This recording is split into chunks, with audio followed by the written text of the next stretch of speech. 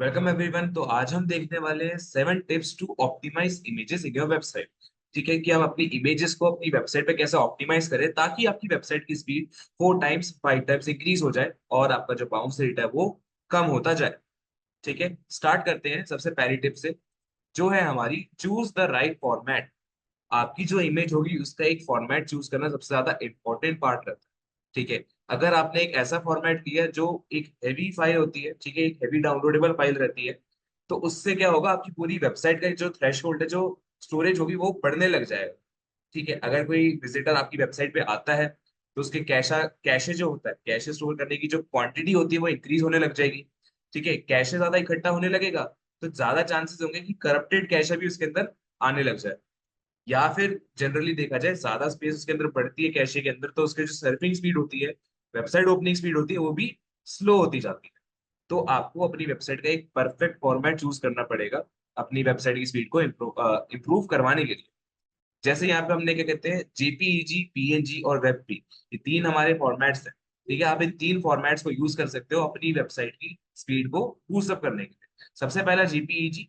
JPEG जो है ये फोटोग्राफ्स के लिए और कॉम्प्लेक्स इमेजेस के लिए ज्यादा सुटेबल माना गया है। ठीक है, जिसके अंदर कलर्स बहुत होते हैं, अच्छे खासे कलर्स होना, बहुत ज्यादा डिटेलिंग होना, तो उनके लिए ज्यादा बेटर ये रहता है। ये आइडियल नहीं है उन इमेजेस के लिए जिसमें ट्रांसपेरेंसी हो। ट्रांसपेरेंसी यानी जिसके अंदर कोई बैकग्राउंड वगैरह, ठीक है, बैकग्राउंड वगैरह ना हो, बैकग्राउंड रिमूव हो रखा हो। ठीक है, सिर्फ बीच का जो मेजर कंटेंट है वही दिखे, बैकग्राउंड वगैरह ना हो, तो जेपीईजी उसके लिए परफेक्ट बिल्कुल नहीं है। उसके लिए हम पीएनजी यूज करते हैं। ठीक है, आपने भी ये सुन रखा होगा कि पीएनजी यूज करा जाता है बेसिकली जो बैकग्राउंड रिमूव इमेजेस होती है उनके लिए। ठीक है, जिनमें ट्रांसपेरेंसी होती है, ग्राफिक्स हो गए, टेक्स्ट हो गए, लोगोज हो गए, इनके लिए आप पीएनजी यूज करोगे। ठीक है, और लास्ट आपका वेब पी। वेब पी यानी वेब इमेजेस है, वेब पिक्चर्स। वेब पिक्चर्स जो है गूगल ने ही डेवलप करी थी। ठीक है, और इनको सुपीरियर माना गया है जेपीईजी और पीएनजी से भी। इसके पीछे का रीजन क्या होता है कि जो हमारा कंप्रेशन रहता है, ठीक है, इमेजेस का जो कंप्रेशन साइज रहता है, ठीक है, इसको थोड़ा क्या कहते हैं, सपोर्ट करने में मदद करता है। ठीक है, इमेजेस का ये ना हो कि वो आपके कैशे में जो है इकट्ठी होने लग जाए।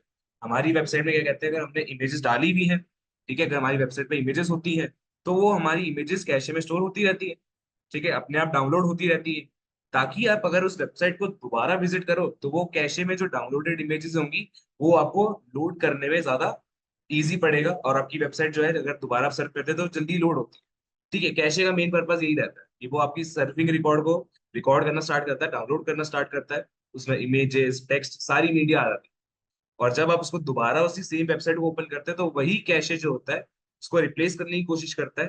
ठीक है, ताकि आपने जो पहले विजिट करा था वही सेम चीज आपको दोबारा दिखे और वो जल्दी रीलोड हो। एक तरह से उस पे क्या कहते हैं, अपना जो पुराना डेटा होता है, पुराना डाउनलोडेड डेटा होता है, वही कवर अप करने की कोशिश करता है। पर होता क्या है, कभी कभी ना वो कैशे करप्ट हो जाते हैं, कैशेस में इश्यूज आते हैं। ठीक है, आपने भी क्या कहते हैं, अपने फोन में जब आपकी कोई एप्लीकेशन खराब होती है तो आप लोग क्लियर कैशे करते होगे। ठीक है, क्लियर कैशे के बाद जब आप दोबारा उस एप्लीकेशन को ओपन ओपन करते हो तो वो कम लैग करती है। ठीक है, उसमें जो क्रैश होता है वो क्रैश दोबारा नहीं होता।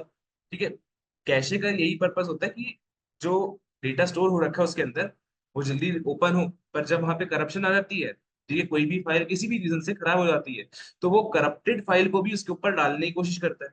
ठीक है, ओवरले करने की कोशिश करता है, पर वो उस ओवरले के अंदर क्या कहते हैं, करप्टेड फाइल जब घुस जाती है तो वो क्या कहते हैं, दोबारा ओपन ठीक से नहीं होती, वेबसाइट क्रैश करने लगती है, स्लो ओपन होती है, इमेजेस फिर क्या कहती है ब्लैंक सी दिखती है, वाइट सा स्पेस आ जाता है, फिर ब्लैक स्पेस आ जाता है, ओपन नहीं होता, लोड नहीं होता, आप रिफ्रेश करो 4 5 बार तब जाके ओपन होती है। ठीक है, तो ये इशू तभी आता है जब आपके कैशे के अंदर कोई करप्टेड फाइल घुस जाए। तो इससे बचने के लिए वेब इमेजेस का यूज करना ज्यादा बेटर माना गया है आपके एसईओ को इम्प्रूव करने के लिए, इम्प्रोवाइज करने के लिए। ठीक है, बहुत ज्यादा सपोर्टेड है, अलग अलग ब्राउजर्स भी इसको यूज करते हैं, क्रोम हो गया आपका, ब्रेव हो गया, ये सब क्या कहते हैं वेब को अच्छे से सपोर्ट करते हैं, और आप अपनी इमेज को कन्वर्ट करवा के इजिली इनमें से किसी भी फॉर्मेट पर डाल सकते हो। नेक्स्ट अब आता है कंप्रेस द इमेजेस, हमारी ये सेकंड टिप है, इमेजेस के साइज को कंप्रेस करना। ठीक है, आप गूगल पे बहुत सारे इमेज कंप्रेसर्स होंगे, आप आजकल क्या कहते हैं एआई वाले इमेज कंप्रेसर्स आ चुके हैं, वो आपकी इमेज की क्वालिटी को बिना गिराए उसकी साइज को कंप्रेस करते हैं।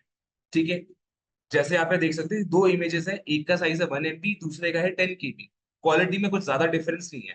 ठीक है, ज्यादा डिफरेंस ना गिराते हुए इमेज का साइज कैसे कम करवाए, ये है हमारी सेकंड टिप। ठीक है, थर्ड है हमारी यूज डिस्क्रिप्टिव फाइल नेम।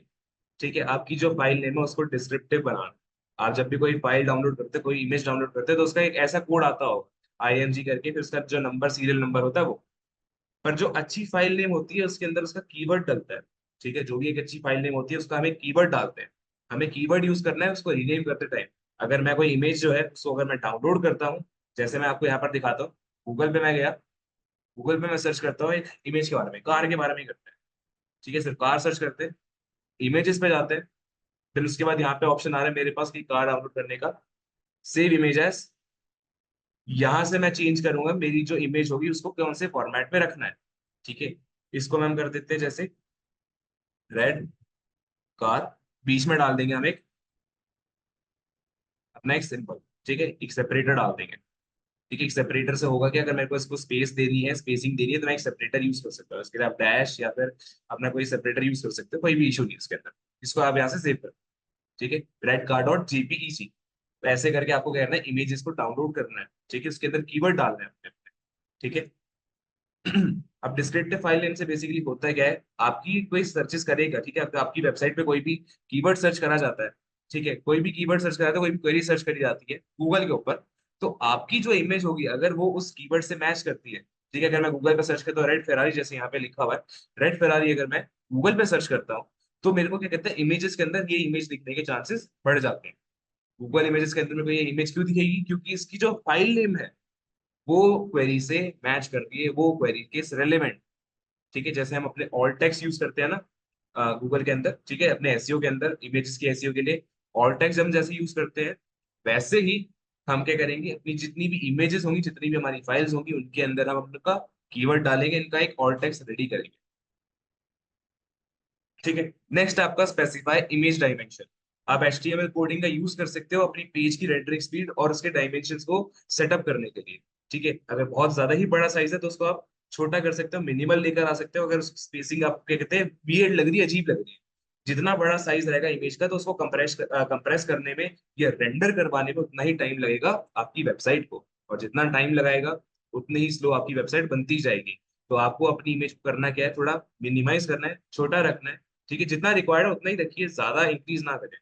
ठीक है, ज्यादा इंक्रीज करोगे तो होगा क्या, रेंडर करवाने में या फिर उसको लोड करवाने में वेबसाइट को टाइम लगेगा, और वेबसाइट को टाइम लगेगा यानी वेबसाइट स्लो होती जाएगी आपकी। नेक्स्ट स्टेप आपकी optimize image with alt text. ठीक है, जैसे हमने क्या कहते हैं एसईओ के अंदर देखा था कि आपकी जो इमेज होगी उसके अंदर हमें ऑल टेक्स्ट लगाना है। ठीक है, ऑल टेक्स्ट हम कैसे लगाते थे, अपने जो हमारी वर्डप्रेस की मीडिया फाइल होती थी, वर्डप्रेस की मीडिया लाइब्रेरी होती थी, उसके अंदर ही हम ऑल टेक्स्ट का एक ऑप्शन मिलता है और वहां से उसको हम सेटअप कर सकते हैं। तो इमेज के अंदर ऑल टेक्स्ट लगाना भी बहुत ज्यादा इंपॉर्टेंट पड़ जाता है। करना कैसे है ये, वेबसाइट पे आते हैं, अपनी वेबसाइट के डैशबोर्ड पे जाएंगे। ठीक है, डैशबोर्ड पे आने के बाद हम मीडिया पर आते हैं, लाइब्रेरी के अंदर। अब यहाँ पे जितनी भी सारी फोटोज हैं, यहाँ से कोई भी एक फोटो हम सिलेक्ट कर लेते हैं। फॉर एग्जाम्पल ये योगा वाली कर लेते हैं। यहाँ पे जैसे यहाँ लिखा हुआ है ना ऑल्टरनेटिव टेक्स्ट, यहाँ पे मेरा कीवर्ड लग रखा है yoga workshop in Rajouri garden. तो ये मेरा कीवर्ड सेटअप हो रखा है इसके लिए। ठीक है, मैंने यहाँ पे अपना ऑल टेक्स्ट लगा रखा है। ये मेरी फाइल का नेम नहीं है, ये मेरी जो है ऑल्टरनेटिव टेक्स्ट है, ये ऑल टेक्स्ट है। फाइल का अगर मेरे को नेम देना होगा तो यहाँ पे जो ये AF2021 लिखा है ना, यहाँ पे मैं लिख दूंगा उसका नाम, योगा क्लासेस के बारे में, ये योगा क्लासेस है ये। ठीक है, योगा क्लासेस डॉट JPG, यहाँ पे लिख के अपने आप सेटअप हो जाएगा। ठीक है, टाइटल मैं यहाँ से चेंज कर सकता हूँ अपनी इमेज का, और ऑल टेक्स्ट यहाँ से, तो मेरे दोनों टिप्स जो है इमेज की वो यहाँ से फुलफिल हो जाएंगे। ठीक है, नेक्स्ट हम आते हैं अपनी नेक्स्ट टिप पे। नेक्स्ट टिप है हमारी implement lazy loading. Lazy loading को इम्प्लीमेंट करवाना। अब लेजी लोडिंग बेसिकली होता क्या है, जब आपने देखा होगा, जब आप अपनी वेबसाइट को या फिर कोई भी एप्लीकेशन को स्क्रॉल डाउन करते हो, ठीक है, स्क्रॉल डाउन करने के बाद क्या कहते हैं, नीचे की जो कंटेंट रहते हैं, जो नीचे के स्क्रॉल करने के बाद जो नीचे का कंटेंट आता है, उस पे लोडिंग होना स्टार्ट होती है। ठीक है, सारा कंटेंट एक साथ नहीं दिखता आपको स्क्रीन पे। आप नीचे करते जाओगे, रिलोड होगा, नीचे करोगे फिर रिलोड होगा। जैसे मैं आपको क्या कहता हूँ, गूगल का एग्जांपल दिखाता हूँ। गूगल पे जैसे मैंने कार सर्च करा है, कार सर्च करने के बाद मैं नीचे जा रहा हूँ, नीचे जाने के बाद यहाँ पे अभी रिलोड हो रहा है। ठीक है, रिलोड हो रहा है छोटा सा, नोटिस करोगे एक बफरिंग हो रही है। ठीक है, तो जो हमारा लेजी लोड होता है ना, थोड़ा ऐसे ही वर्क करता है, सिमिलर वर्क है उसका। ठीक है, लेजी लोड में थोड़ा सिमिलर वर्क रहता है। वो करता क्या है, आपकी जो वेबसाइट रहती है या फिर आपका जो कंटेंट रहता है, उसके नीचे जितना भी बाकी का रेसिडुअल कंटेंट होगा, अगर स्क्रॉल करने के बाद जो कंटेंट देखा जाएगा, जैसे मैं अभी गूगल पर देख रहा था, तो स्क्रॉल करने के बाद जो बाकी कंटेंट देखा जाएगा उसको लोड करने का वो एक्स्ट्रा टाइम लेता है।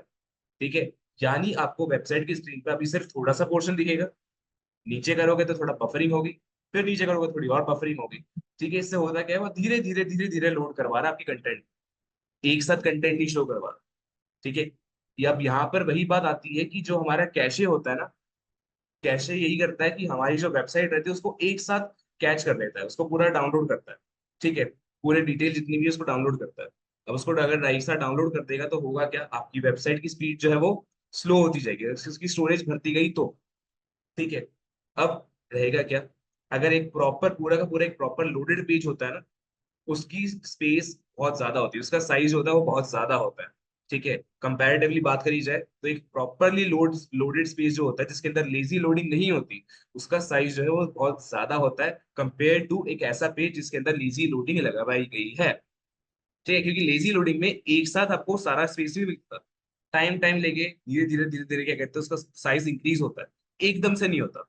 तो एकदम से अगर क्या कहते हैं साइज इंक्रीज होने लग गया, तो आपकी वेबसाइट ही ओपन होने में बहुत टाइम लगा देती है। ठीक है, वो कैशे करता है क्या है, वो उसी पूरे के पूरे पार्ट को लोड अप करने में टाइम लगाता है। ठीक है, अब क्या कहते हैं, हम कुछ फाइल जो है क्रैक फाइल जो है हम गूगल से डाउनलोड करते हैं, तो आपने देखा होगा कुछ लोगों ने कंप्रेस फाइल ज्यादा यूज करते हैं, कंप्रेस्ड पार्ट्स में फाइल्स डाउनलोड करते हैं। ठीक है, बहुत सारे क्या कहते हैं एपीकेस हो गए, मॉड्स हो गए, इनको हम क्या कहते हैं क्रैक्स में, फाइल्स में, पार्ट्स में डाउनलोड कर पाते हैं। पार्ट्स में डलवाने के पीछे का रीजन ही यही है कि भाई हमें क्या कहते हैं टाइमली डाउनलोड करवाना है, एक साथ एक बहुत बड़ी फाइल नहीं करवानी। अगर एक साथ एक बहुत बड़ी फाइल करवाओगे, फॉर एग्जाम्पल एक फाइल है 15 जीबी की, ठीक है 15 जीबी की एक फाइल है, अगर उसको आप एक बारी में वन सिटिंग के अंदर डाउनलोड करवाने के लिए रखोगे तो उसमें बहुत टाइम लगेगा, टाइम कंज्यूमिंग बहुत रहेगा। क्या पता आपका जो मोबाइल डेटा का प्लान है वो भी सारा का सारा खत्म हो जाए। ठीक है, पर जो हमारा पार्ट्स वाला रहेगा कि अगर मैं उसको एक जीबी के अंदर बांट दूं, ठीक है मेरी 15 जीबी की जो फाइल थी, टोटल फाइल जो थी, उसको मैं 1 जीबी के अंदर बांट, ठीक है एक एक जीबी में बांट दो, तो आप वो अपने हिसाब से, अपने टाइम के हिसाब से एक एक जीबी करके रोज या फिर एक दिन में दो तो 3 दिन बाद जितना भी आपका हो सके डाउनलोड कर सकते हो। ठीक है, 1 जीबी कल, 1 जीबी परसों, फिर उसके बाद आगे चलते चलते एक एक जीबी आप डालो जब तक वो 15 की 15 डाउनलोड नहीं हो सकती। वही सेम क्या कहते हैं हमारा लेजी लोडिंग भी यही करता है, वो हमारी वेबसाइट को क्या कहते हैं कंप्रेस करके पार्ट्स में बांट देता है कि भाई पहले आप ये सेक्शन लोड करो, देन उसके बाद नीचे वाला सेक्शन, फिर उसके बाद और नीचे वाला सेक्शन, फिर धीरे धीरे करके पूरी वेबसाइट लोड हो जाएगी। ठीक है, तो इससे क्या कहता है आपकी वेबसाइट की स्पीड ऑप्टिमाइज रहती है, उतनी ही स्पीड खर्च होगी जितनी क्या कहते हैं चाहिए रहेगी एक मोमेंट पे। ठीक है, नेक्स्ट टिप है हमारी और लास्ट टिप है हमारी, यूटिलाइज इमेज साइट मैप। एक इमेज का साइट मैप आपको लगाना है अपनी वेबसाइट के अंदर। ठीक है, हमने नॉर्मल साइट मैप तो देखा एक्सएमएल वाला, अब एक इमेज का भी एक साइट मैप बनवाया जाता है। ठीक है, अब हम ये दोनों चीजें देखते हैं कि एक लेजी लोड कैसे सेटअप करें और इमेज साइट मैप को हम कैसे बनाएं। ठीक है,